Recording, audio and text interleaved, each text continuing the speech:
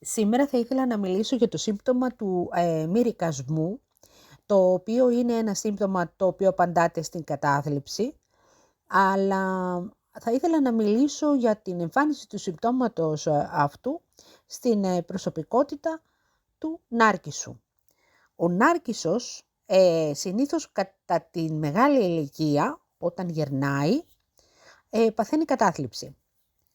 Ο μυρικασμός της κατάθλιψης του νάρκισσου δεν είναι ίδιος με τον μυρικασμό της κατάθλιψης ενός ανθρώπου που δεν ήταν νάρκισσος κατά τη διάρκεια της ζωής του.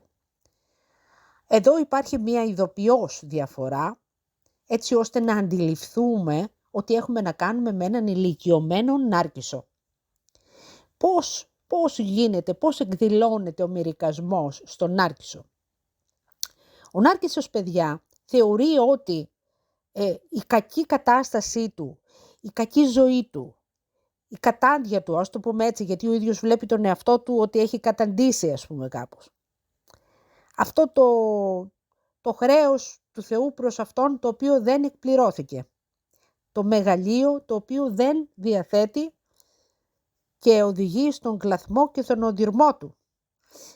Αυτό εκδηλώνεται με τον μυρικασμό. Όμως ο μυρικασμός του απλού καταθλιπτικού μπορεί να εκδηλωθεί στο σπίτι του, αν πάρει ένα ημερολόγιο, να κάτσει να γράψει 30-40 σελίδες με τα βάσανά του.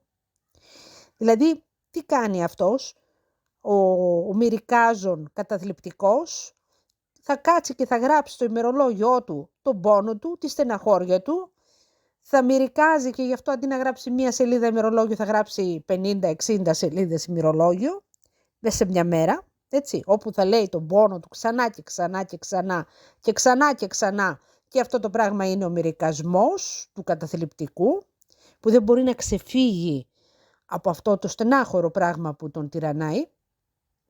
Όμως ο κανονικός καταθλιπτικός, ο απλός καταθλιπτικός δεν θα τυραννήσει τους άλλους, δεν θα βασανίσει τους άλλους. Μόνο τον εαυτό του θα βασανίζει. Θα κάτσει μια νακρούλα εκεί και θα βασανίζει τον εαυτό του. Χωρίς να το θέλει, βέβαια είναι η πάθησή του αυτή. Ο νάρκισσος όμως, παιδιά, τον μυρικασμό του θα τον εξωτερικεύσει.